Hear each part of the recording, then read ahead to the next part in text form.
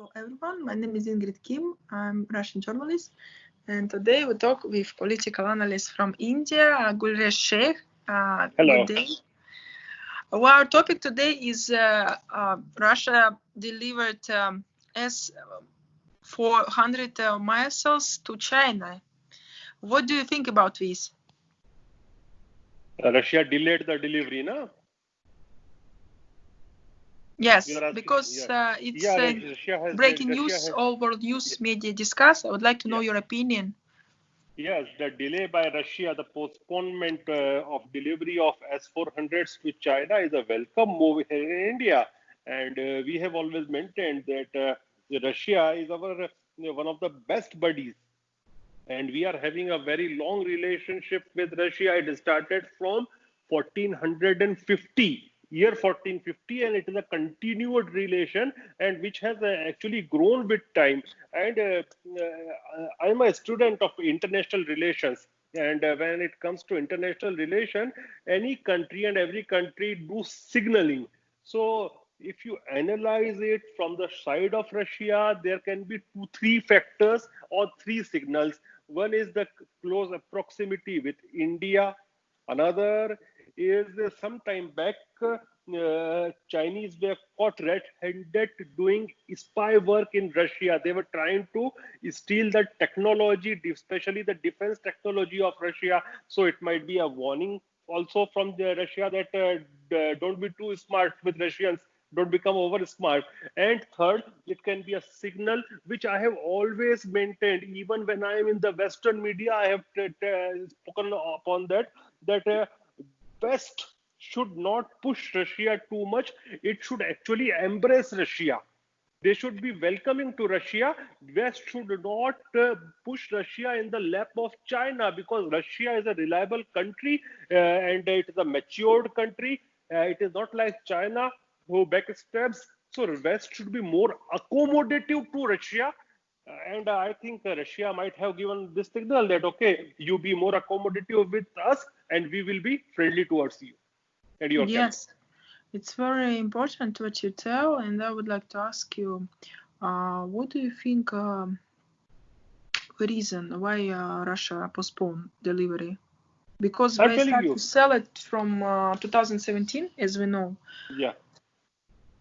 See, And countries are rational states, and most of the states are rational states, and definitely India, Russia, and many of the countries of European Union. These are all rational states, and rational states give signaling that if another party or another country acts as a rogue state. See, presence of a rogue state is never good for international peace and international system, and also international prosperity. So there can be a signaling from Russia's side that if China doesn't mend its ways, if China doesn't become sober country, then even Russia will not be friendly with them, because Russia is a very genuine player. What do you think about development BRICS association, whereas my country Russia and your country India and even China are together in one organization? How do you see perspective of interaction and cooperation between all these countries? We are there together in BRICS. We are also together in RIC, Russia, India, China. Both India and Russia believe in multinationalism and multiculturalism and transnational cooperation. Unfortunately, one country is getting hostile with everybody, that is China, and still all of us want that things should be okay. And Russia and India have invested so much time there with BRICS. We don't want that this must collapse.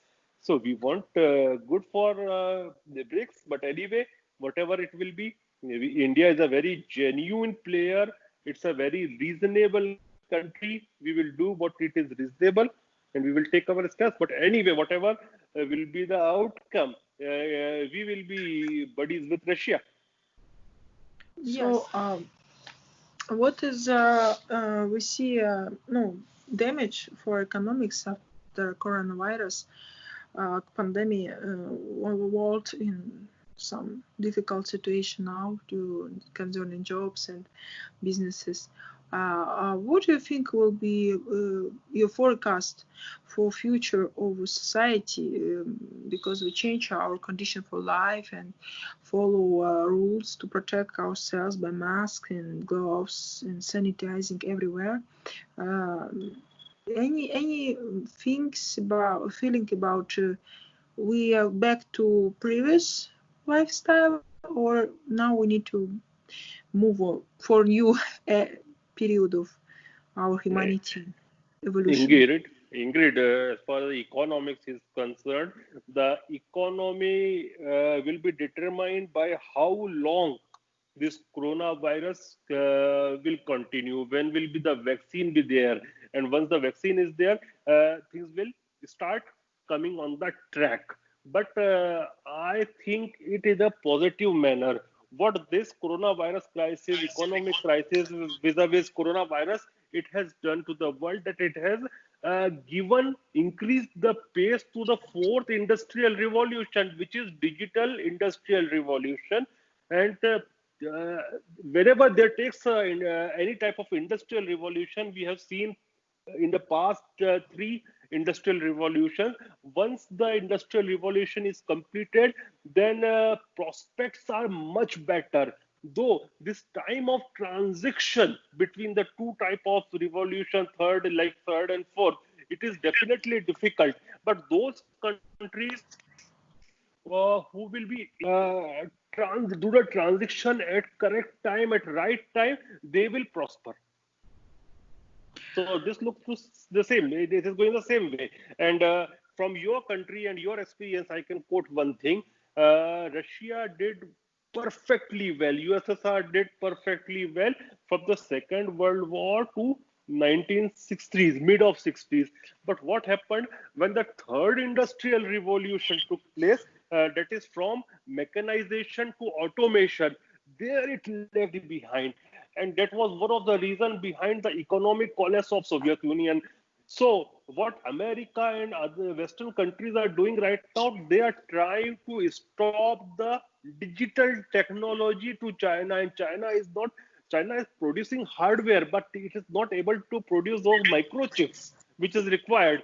So meanwhile, they will acquire this technology. They will be at least a decade behind. And this is all due to what they are doing with others. The type of arrogance China is showing, Xi Jinping is showing, it is ultimately going to hurt the economy of China. Yes, and what do you think about organization which is called Quad? It's interesting in Australia, Japan, and your country. Yeah. For the viewers' point of view, let me give them a certain feedback, prospect of Quad and certain background of Quad. Quad is simply known as Quadrilateral Dialogue. It is an informal group of 4 countries: United States, India, Australia, and Japan. And all these countries are in the Indo-Pacific region. On the two extreme ends of Indo-Pacific, on the one side is India, on another extreme is United States, and Australia and Japan are in between. So this is the group which is, and I think that this group, the quadrilateral, is going to replace, or it will be the replica of NATO in Asia Pacific, NATO in South China Sea, because you look, Ingrid, it was started in 2007 and 2008, but from then onward, after 2008 to 2017, it was rather a dormant institution. But due to aggression of China, even countries like Australia, which were very pacifist, and they were trying to pamper China, because of the 1/3 of exports of Australia are to China, to the Chinese market. They were trying to influence China, and because of them, they were not joining the exercises. Usually, the Malabar exercise, which India conducts, it was, except 2008, it was always done only with United States and Japan in India. Now Australia has raised its defense budget almost by double in for 10 with a vision of 10 years. Japan has raised its budget, and Japan is not investing just in armory; it is also investing a huge amount in space war program, because it is being threatened on the Senkaku Island in by China. And similarly, Australia is being threatened. India, we are already having a very hot border right now, the Ladakh border. So quadrilateral is soon going to emerge like NATO in Europe, like a replica of NATO which is in Europe. And just yesterday itself, China has done its naval practice in the South China Sea with live ammunition. So I think there is a high possibility that even Quad can do its own drills in the South China Sea and in all those territories. Some days back, it was the United States which did PASEX exercise, U.S. Navy and Indian Navy.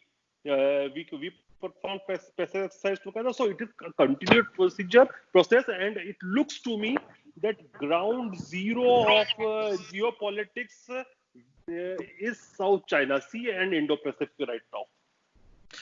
Okay. And Quad will play a very important role. It is like NATO now. It will become like NATO. It's my thinking.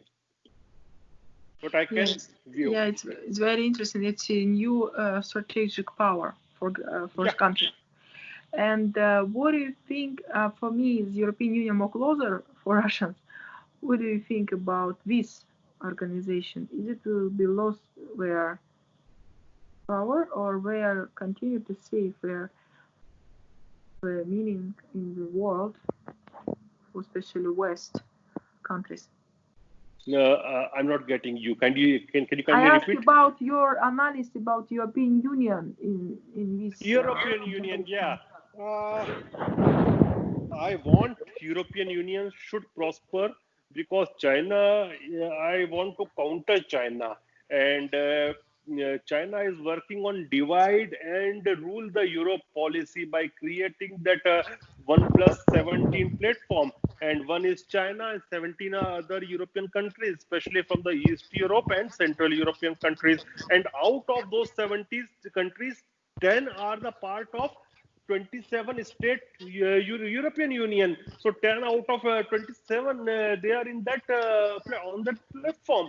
So if European Union is not strong, China will take advantage of it. So I'll request the American lawmakers that they must use their hegemony, their leadership hegemony, to strengthen the European Union. And my sincere advice, because we consider Americans as our friends, so my sincere advice to them that they should not just go behind European NATO countries to spend more and more on defense. Yes, because as stronger NATO will be stronger European Union. Because Ingrid, I always maintain one thing: European Union survival is dependent upon the hegemony of America in NATO.